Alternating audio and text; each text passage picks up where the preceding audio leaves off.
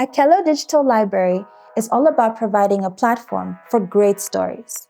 Our stories, African stories. This week, I get to speak to Jackie Hussein. She's the first woman in Zimbabwe to establish and run her own accounting firm.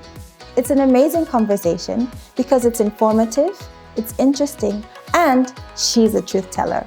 Let's get into the conversation.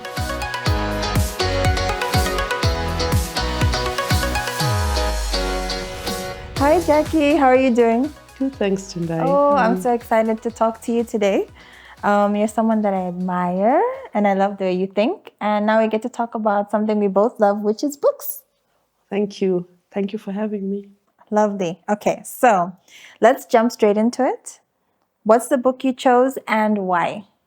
Okay, I chose a book called The Promised Land by Grace Ogot. And what I liked about it was I've lived in Tanzania before, and it speaks to a story in East Africa.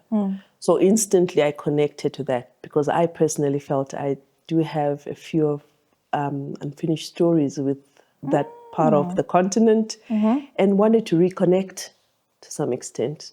Yeah. Yes. I can relate because I used to live in East Africa as well. And there's something about it that always calls me back. So part of me feels very much at home.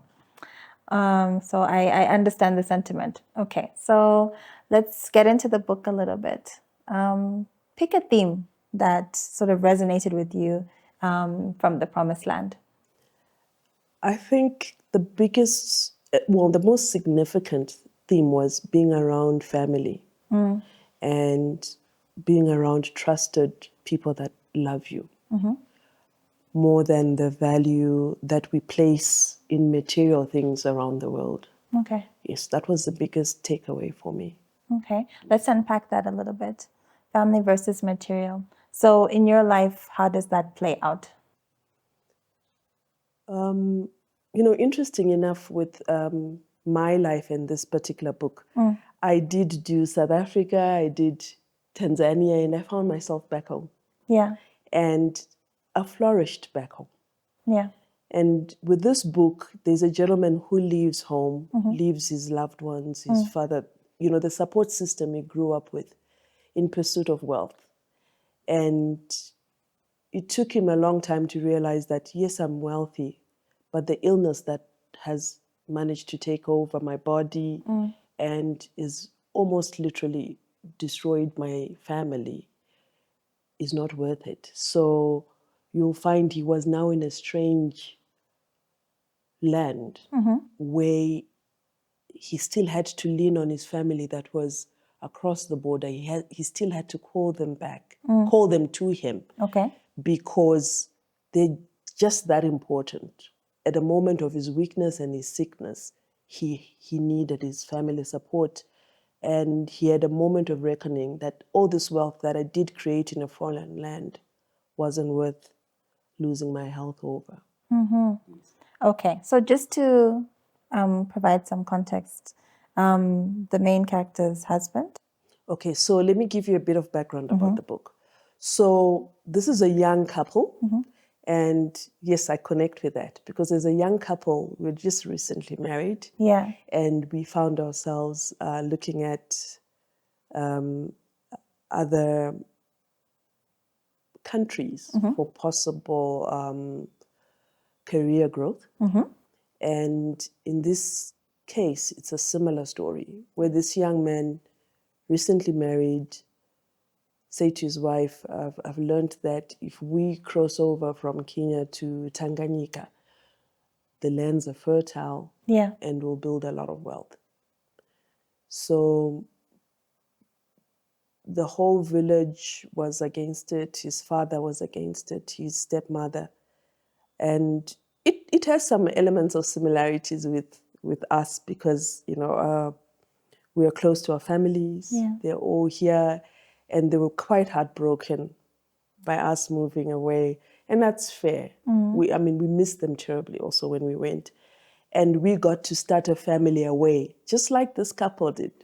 So they had all their children in in this new place that they'd called home. And that was the same for us. Yeah. We had all our children away from Zimbabwe. Yeah. And we didn't have the support. I had to call my mom and my mom-in-law. They had to take turns to come and look after me, Yeah. when we had our first child. So to some extent, there's so many similarities. In this case, for us, it was a blessing. Yeah. We didn't have health challenges. However, with this young gentleman's case, Ochola, who had married a beautiful young lady called Nyalo, they had gone to Tanganyika based on a friend's advice. And the friends were amazing. They helped them identify land, set up, and in 2 years they'd basically had harvest that even Nyalo had never seen her mother do in 20 years. So they had managed to build the wealth that they'd gone for. So he was a success story in that respect. Yeah. However, within the relocation to another country, he was thriving more than the locals. Yes, he started to thrive.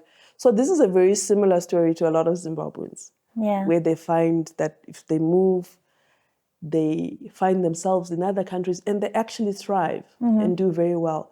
So jealousy of those within the region or close to their village where they'd relocated seemed to take over. And the closest neighbor is the one that started doing rituals and bewitched his neighbor because there'd been a case of a genuine innocent mistake where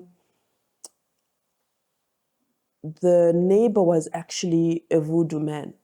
Okay. Yes, he was.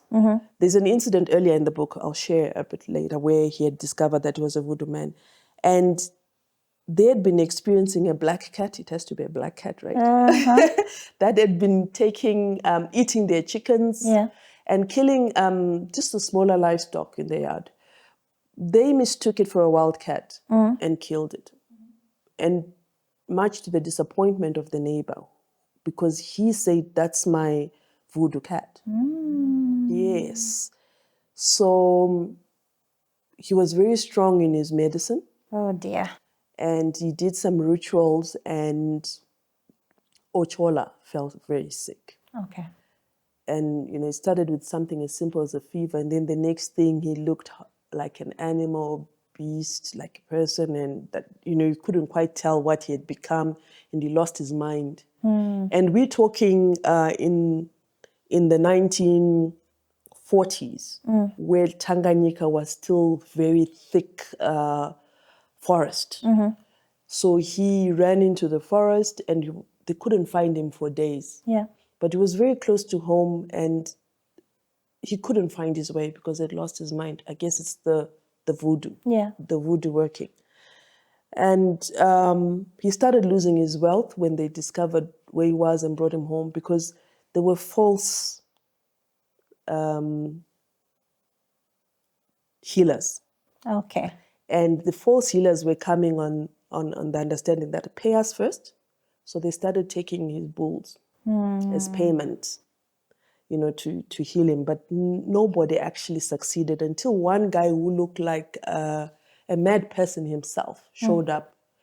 And they all thought, okay, this guy's just trying his luck. But he says, you only pay me once I'm successful. Okay.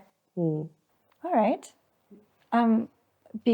Before we go any further, I think you touched on a few things that I found interesting and that speak to a lot of people's experiences. I like when you said a lot of Zimbabweans go outside of the country and they get successful or prosperous, and then this jealousy element now starts to come in. And I'm wondering if that's something you experienced when you moved to Tanzania. Tanzania was difficult in that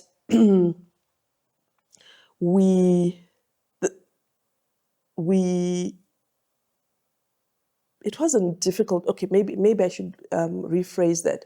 Tanzania was probably the best place I'd lived if I compared to South Africa.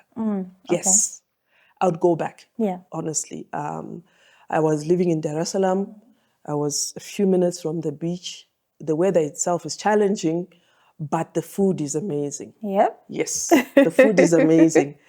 What was difficult was not so much jealousy, but we were in a community that had race elements. Okay. So we had, we walked into a setup where my husband was joining an organization at a very senior role that could have historically been a role for potential person of a different race and color. Okay. So even staff, you know, the Dar es Salaam setup, you have a chauffeur, they give you domestics, they take care of you. But even our staff struggled to work for us because we were Black. That was the most disturbing part. And they didn't struggle to, it's probably not a nice thing to say, but you know, we realized later we couldn't even trust them. Okay. Yes. So that was the most difficult part, because these are people we were close to, because they were the people that would take me and my kids, pick up my children. So even if you gave them money, you were guaranteed, because they knew that you didn't understand what some things cost. So let's say you give someone a 10,000 shilling note to buy something 300, they'll tell you it cost everything. So it took us a while to get into the system, but ultimately the biggest heartbreak, I think, for me was how it was already challenging from a race perspective, because working where the leadership is used or prefers a particular color, and then the people that you look at and they look like you are supposed to be the ones that you are closer to. Yeah. And it didn't work out like that. But in terms of peers that were obviously in the corporate space and that we worked with closely, I mean, that worked closely with my husband because I wasn't working at that time. That's actually where I founded the company from. Yeah. They were amazing. And the energy, you know, learning a new language for me was just priceless. Yeah. I felt safe. I felt it was a good place for the children, and sad that we left prematurely. But that was the challenge with Dar es Salaam. Other than that, everything else was perfect. All right. Yeah.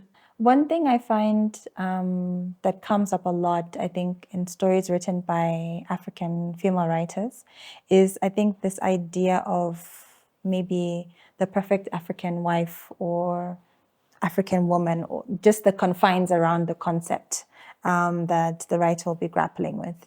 And I think that's one of the themes in this book, this ideal African wife. Or traditional wife in that sense. And I wonder how you feel about that, because I know that in Tanzania is where you founded your company, right? Yes. Before you came. Yeah. Yes. And I'm just trying to juxtapose, you know, a young mother. Yes. So what happened in this book is almost very similar to me. Okay. So the goal to move was not necessarily a shared goal.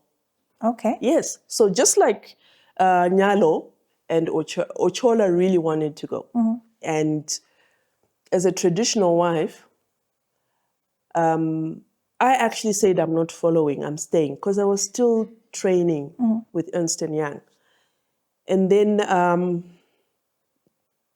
the traditional wife kicked in and I followed him.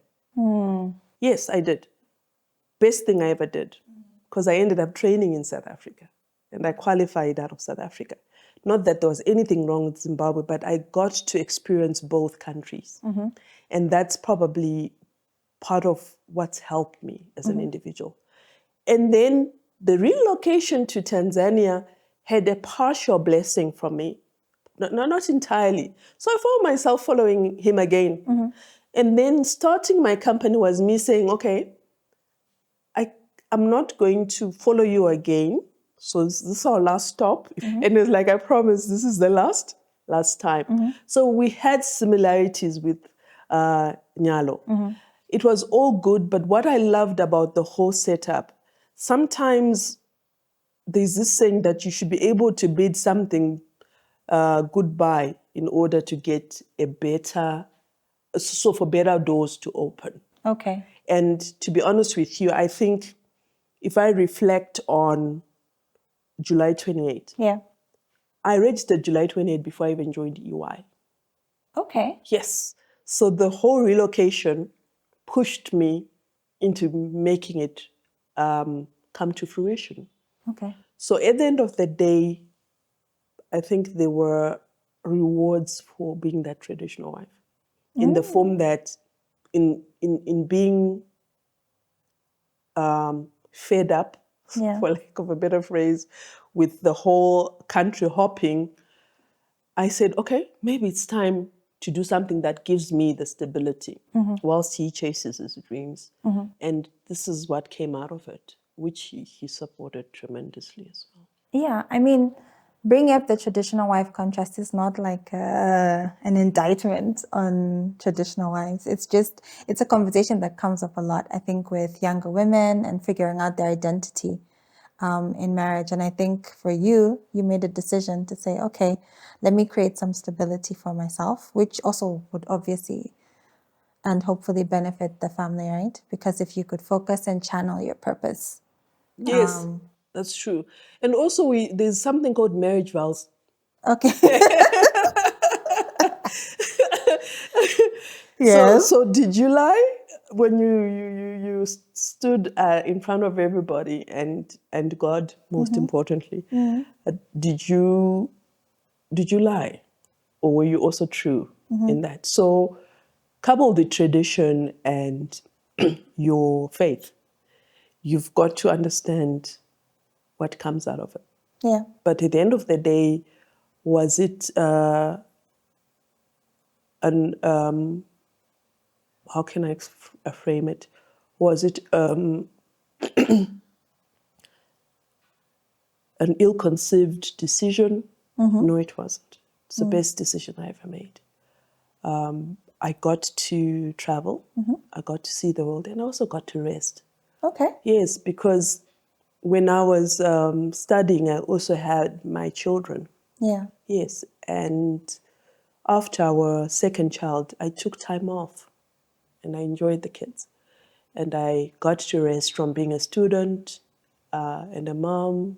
Well, not a mom as such, but just waking up and doing 8 to 5. In our profession, it's not really 8 to 5. Yeah. Yes, so it's hectic. And I also got to reflect on what I truly want with my life. And I think when I also look at some of the learnings from this book, what it takes to stick to your partner, whether Okay. the decisions in that moment are not the best, but without being overcritical, you can actually see the good side to a lot of things. And that for me was a huge growth moment, to be honest. Yeah. Yes. Okay. Purpose is a big thing for you. I've heard you speak on it many times and encouraging me and other people to sort of figure that out. And I'm curious, when you were in Tanzania, how you did that. Were you sitting around holding the babies, writing notes? Did you suddenly remember, oh yes, I registered July 28th and now I need to do this? Was it just necessity? So when I registered July 28th, it was a moment in my life where I just knew I could do much more. I was restless. I had no idea what it was. Okay. So I don't want to say I knew I'd be doing what I'm doing today. That would be dishonest. However, when I got a chance to stay at home and reflect, I think it just felt like that was the time. So I went and I registered with the Investment Trade Center in Dar es Salaam. And, as soon as we got registered, that's when I came here. But yes, it was me sitting with kids. The smaller one particularly loved his milk. So even if I closed the office door, we did have a generous space in terms of house, so I could have an office. And we kitted it out nicely, and he was always there. So it was not an inconvenience, to be honest. I just found it interesting that I'd never pictured myself in the space where I'm looking after kids, and I have people climbing over me, and I'm on a laptop. Yeah. And I am talking to someone about branding. And I'm talking to someone in Zimbabwe who's doing my branding out of Dar es Salaam, which was nice because I asked a lady called Belinda, one of my closest friends, and she still has a passion for branding. Okay. And, the last time we talked, she said, oh, this is what I do. So, would have the conversations about how I visualize this business, the questions that they ask. I don't know how they end up with a logo or your colors, but it's through the questioning. Somehow we ended up with a brand, and it all happened with the kids crawling, crying, in between nursery school runs, and also trying to understand the business landscape in a new country. Yeah. Okay, so there's something interesting that you brought up. I think Ochola's journey with his health. He starts getting sick, and I know that health is a big deal to you. I mean, it should be to everyone, but I mean, it's something that you talk about a lot, and you're really invested in. So, I just wanted to know if, as you were sort of reading about his sickness and stuff, how that made you maybe even more aware about your health and this stage in your life and how health looks for you now versus maybe how it looked, 10, 20 years ago. Because we go through different stages, and think especially as women. With this particular story, the health that sort of affected me was more the wives. Yes, not Okay. so much the bewitched guy. Yeah. Because I think it's a bit far-fetched, at least for me, to visualize Yeah. someone losing their mind because they're bewitched. So it's stories we read about in certain areas, but it was the wife's mental health. Yeah. I believe that actually was obvious. How she had 3 kids because they then had their first son and then their twins. Yes, in this new land. So it was how she was coping with losing her husband for weeks because he was in the bush for weeks. Yeah. And at some point they found a body and thought it was his that had been Okay. eaten by animals. So it was her emotional state and how she already started grieving, but her mental state and the emotional state is what stood out for me more. And how, as women, the things that actually affect us are so downplayed by Okay. society. What do you mean? We do not live in in a society that's very conscious about how women age in Okay. particular. We expect women to be a certain way, and no one actually understands how the biology or the science of a woman's aging has an impact on who she is at any point in her life. So whether you're a teenager, there's a lot that's going on. Even with men, as they're young in the adolescence years, women, boys and girls are affected. Yeah. But it's even more complex in my view. Okay. For girls as we start our menstruation and as we progress into young women and discovering our sexuality, that whole process in a complex environment like we currently have, and still have expectations of society's pressure that you should just be a wife, which is, in my view, I'm very open-minded about this. I feel that culturally, or even, and I don't think it's just our culture as well, because we're in a global village. You read a lot.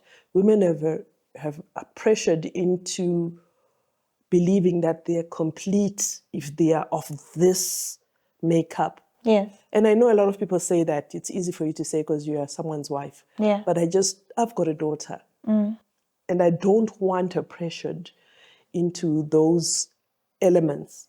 And I wanted to understand who she is her biology at a certain point in her life, how she can still maximize her potential.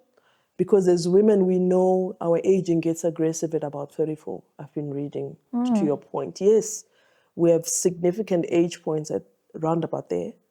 And as we move into the menopause setup, that even gets complex because our estrogen or progesterone, all our hormones are fighting us.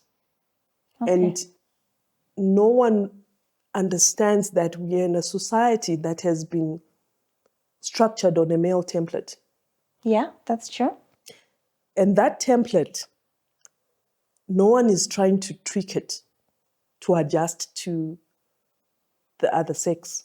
We are all supposed to make sure we fit into it. And that's been the biggest challenge. And when I talk about women's health, Yeah. we can't disclose that we're on a period, right? We're already told you can't talk about it. Disclose to who? No, I'm just saying it's taboo to talk about it. Do you see where I'm going? Yes, It's taboo to talk about it. Fair enough, but it's not supposed to be something that should affect you. You should still show up. Doesn't matter how uncomfortable you are that day. You should still show up. It doesn't matter how your hormone imbalance is affecting your mood. Yeah. You're expected to be the same person through and through. And that is where this template that we have, that we try and strive and conform to, has got serious implications, I think. In my view, it has flaws. Yes, okay, that's a good word. It's got flaws because who designed it, and why should we conform to it, and why can we not influence its restructure? So me and my friends, we always talk about how if men had their periods, then probably the work calendar would look different. I'm telling you. It would look completely different. Because the range of things that happen in a woman's body and how it affects her and her productivity and how the cycle is split up. And I noticed how I'm more productive in certain times during my cycle, and other times I'm not even there. But you are expected to show up. You are expected to produce and do what you need to do and act like everything is okay. And there are all these various things going on with us. Endometriosis, just all kinds of things that are happening. PMS, all these things. And it just seems like, oh, this burden that women have to just shoulder, it's fine. But actually, as we are progressing in time, we're understanding that some of these conditions are like they're proper conditions and they need proper treatment. So it's true. But what are we doing as women to ensure that that ends? Because I interact with a lot of women that would rather we conform to this template than try and influence its restructure. okay, interesting. Yes. But you're meeting women in powerful positions. Yeah. At your level, I would expect that would be the moment when you're saying, I have more agency. Let's see how in the organization I can shift the conversation. I've been in places where it's been said, we don't want men to think that we want to exclude them. We want to exclude them. Let's own it. There are some places we want to exclude. Not because we are saying that they shouldn't be, but we need to cover the historical gaps. And it can only happen in instances where we have female-focused initiators. Yeah. And the exclusion is not that we don't want men being part of it, but they should be part of the initiatives that are pulling women to catch up. Okay. Yes. So, some of the disagreements, I've had were to say, but even when we are pulling the women up, let's have the guys there as well. And I'm saying, no. If you walk into my mother's house and my father's house, my brother was raised, okay, maybe my mom is different, but my father was still a traditional man. Men are prepared for the boardroom from the day they're like this. Women are not. And now that you're saying it, even that boardroom setup, it's set up with men in mind, isn't it? Yeah, it's And the position of leadership from, I think, in leadership expressed by men. Do you get the what way I'm saying? men see Yes. it. Yeah, The that's way true. the men would define the leadership, the way they would define then how the interaction goes. And I mean, we can keep going on and on until you dismantle the thing and then there's nothing. But I'm just saying, I think it's a very important consideration based on what you said, to say even in those spaces. Now, if we're saying women are part of them or women have to get there, the concept of it might also have to shift to accommodate maybe female leadership structures or thought processes or how we approach things as well. I think it sits in how we now structure organizations. So, are we deliberately understanding women and how they are going to do things differently? It doesn't necessarily translate to incompetence. Yeah. That's one area that when people don't understand it, then they are of the view that if we can't understand it, then it has no value. Yeah. But are you trying? Have you made the landscape or the environment conducive to different genders Yeah. within your business? And it's a very difficult one for a particular generation. Yeah. For men of a certain age to comprehend. But what I've faced and what I've started to understand is those that are creating a lot of enablement. You know, to be honest with you, I know women in business, and for them to be successful, we still have a lot of men that own the economy. Yeah. So it's not to say that we don't have progressives out there. Otherwise, this conversation would really not be fair. Yeah. Yeah, they are progressives. But if you then look into their personal lives, they tell you why they're progressive. Yeah. Yes, even some of them have housewives, but they're supportive in a way that's amazing. But most are likely to find themselves championing their partner's progress Yeah. in a very aggressive way. Yeah. And they're comfortable with that.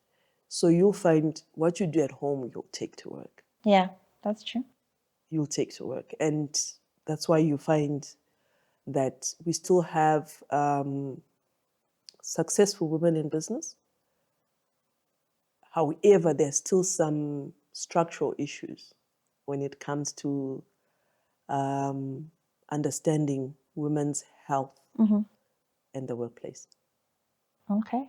And on that note, we're going to take a little break. And when we come back, we're getting into a different segment. It's called our rapid question segment, where I just throw some questions at you and you say the first thing that comes to mind. So don't go away. Stay tuned with us here on the Thando Book Club and come back for more.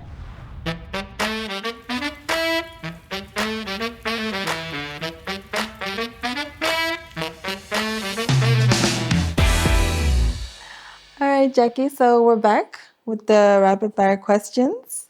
And to kick off, let me ask you, okay, what's the first book you remember reading?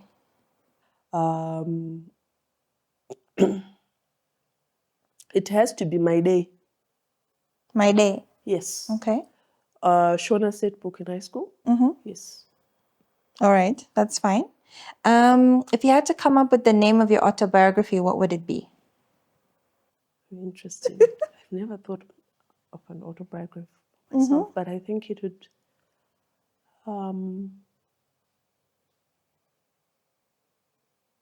The Value of Truth. The Value of Truth. I like that. Okay, I'm already intrigued, and it's not even a real thing. Okay. If you had to recommend a book if someone is feeling down, which one would it be? It would be Joel Austin's Rule Your Day. Okay. He's got snippets about taking charge of your day. And sometimes I do go to it when I need a pick-me-up in the morning. Okay. Yes.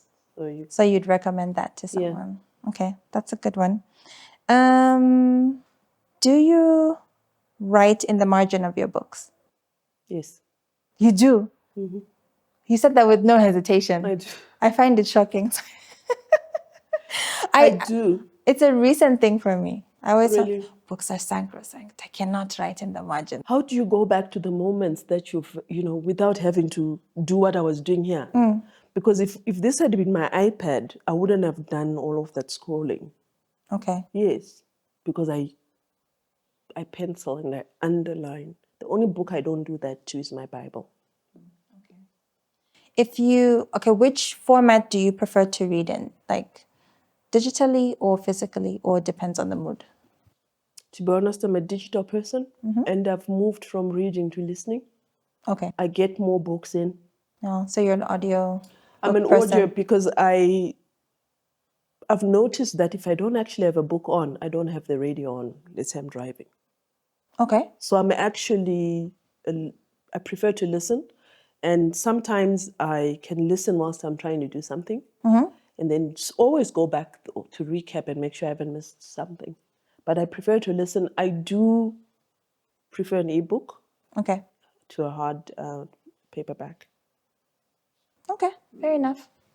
In the mornings, what's the type of book you prefer to read? In the mornings, I prefer to go spiritual. Yes. And I tend to go to my Audible, which is where I've got a number, like a lot of spiritual books that are written by men of God or just faith-based type of books. So in the morning, that's usually me. And then occasionally I will probably read about gut health. I promise. I'm not surprised. Okay. I do have a few books around that as well. Yes, it's your second brain. Yeah. And that's I've something heard. that I started in the last few weeks. Okay. Yes. All right. I feel like you're gonna open a shop or something I soon am with going this to level open of. a shop. I'm actually going to be doing health for women starting May. Okay, this is serious. This is serious, yeah? Okay. Starting May, yeah. I'm already working on a name and label and I've found a supplier in China. Oh, so, yes. Okay, I'm just gonna give you a clap. Yeah. I love this. And we spoke about it, didn't we? Yeah, but I don't know. You didn't give me a deadline, You're specific time. You're slower than I'm moving faster than you realize. Yes, you are. It's very important to me. I think it's such an unaddressed area, especially for Black women. Okay, when you spoke, it was like a passion. It like is. This is something I'm really passionate about. But now you're saying this is concrete. It's a business, a supplier. Yes. We're going to discuss your internal health, your mental health, your beauty, your skin, your hygiene. It's all going to happen. I'm starting with just the basics. What keeps us at our optimum from a performance perspective as women? That's what I'm addressing. So it's women of a certain age, which is around about my age. Yes, because I've had the worst of it. And I'm connecting with what affected me. Yes, and what you've experienced. Yes. So I realized that so many people, we've questioned why their life just plateaued, for example. But I think we now need to make sure that we maximize, we get to our 70s if we still want to work. Men do. Yeah. Why? But very few women do. Okay. Have you noticed? They don't get to that level. We've got childbirth that also takes a toll on us. Yeah. But we need to stay in the whole economy and still give the wisdom to the upcoming younger girls. But we are not going to do that if we fall off early. This is the very cool thing about talking to female entrepreneurs. It's such a holistic kind of experience, because now what you're talking about, it's not just you and health, you're like all women's health, and look at the impact of now we can still continue to contribute to the economy and bring up, I mean, it's fantastic. Okay, can I be part of this when you launch? Okay, so it's for all No-brainer. ages. Is it for all ages? Well, it's for women of a certain age, Okay. and you're almost there.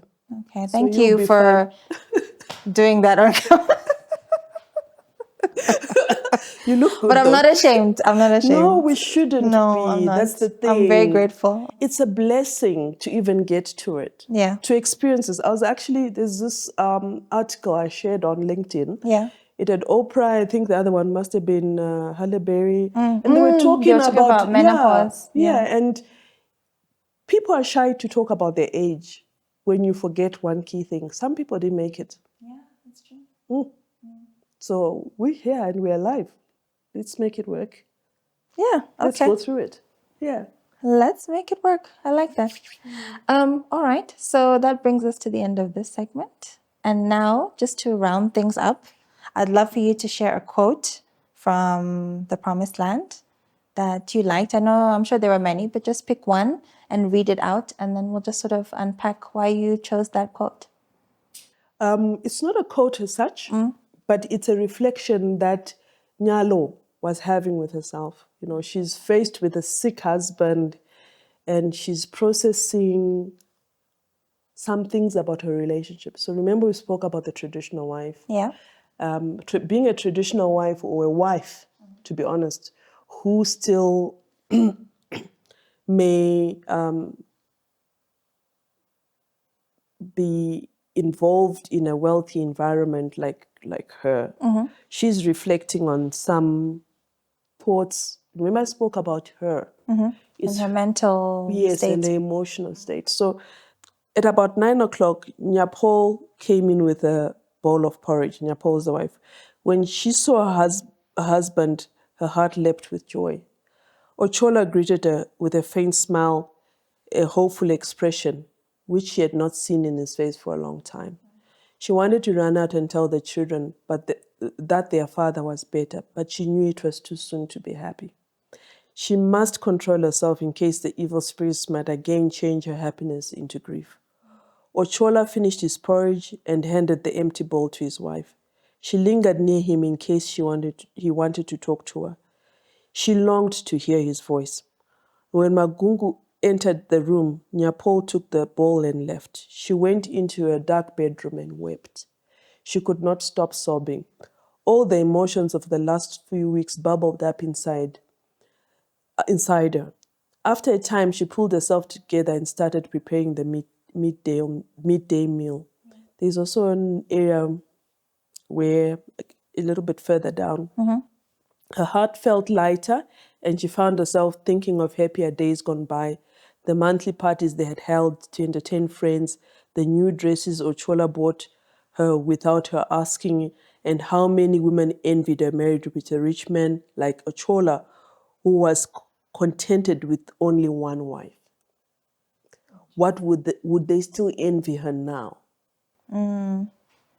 Yes. There's a lot in her reflection. Exactly.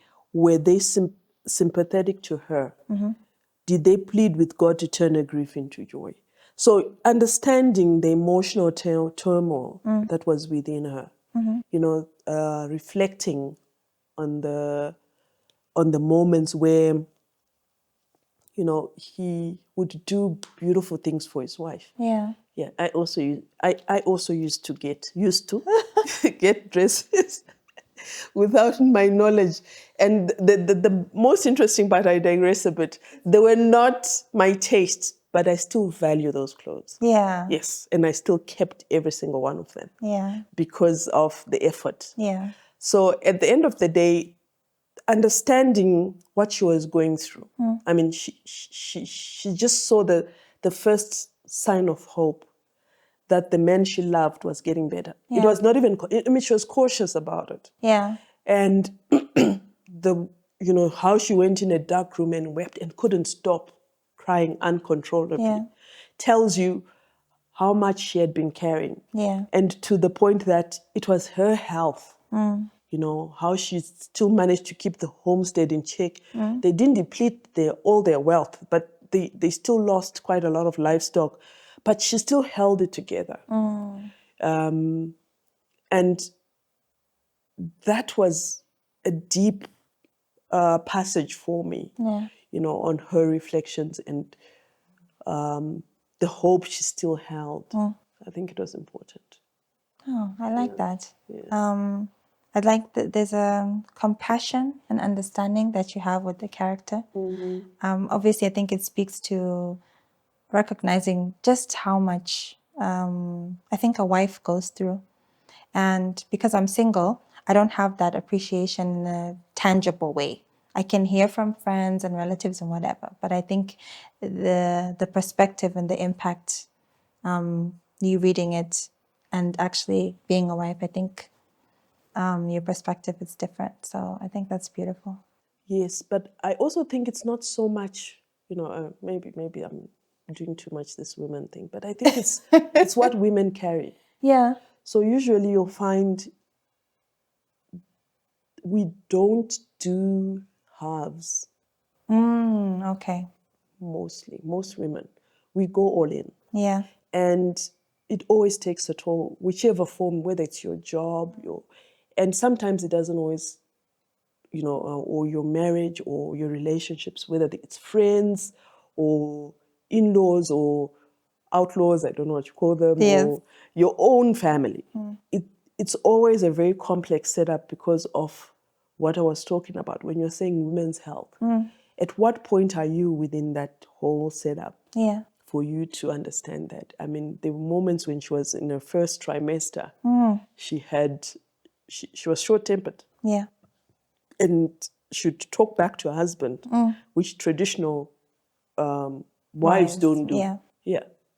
And she knew she was pushing it, but he also knew that she was in a delicate setup. Yeah. So that whole compassion or setup within their marriage was also quite sweet in that there was a season within their marriage she could talk back. Yeah. And he would turn a blind eye to it. Yeah.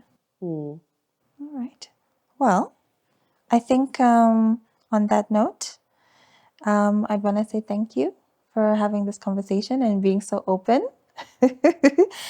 sharing those moments in your life. I think just enriched an understanding of the book, which I didn't have. I wouldn't have picked out necessarily those things in that way. So it's been really good to hear from you, Jackie, on that front. Thank you so much. Thank you very much, and thank you for having me. Yes, anytime. Thank you to have me reading fiction again. Oh, okay. Yeah. Before you only doing business and... Well, not before, but lately. Okay. Yeah. All right. Lately, I do read an array, but in the last few years, it's largely about self-development, growth, spiritual growth as well. There's been a lot of that, and I'd forgotten how much I actually enjoy fiction. Yes. Well, that's the power of books and the different genres, right? All right. Okay. Yeah. Thanks to Akelo Digital Library, we got to travel to Tanzania this week on the episode where I had a discussion with Jackie. It's enriching, and we also get to talk about women's health. So it's been a fantastic conversation, and I hope you enjoyed it. Make sure you tune in to next week's episode of the Thando Book Club.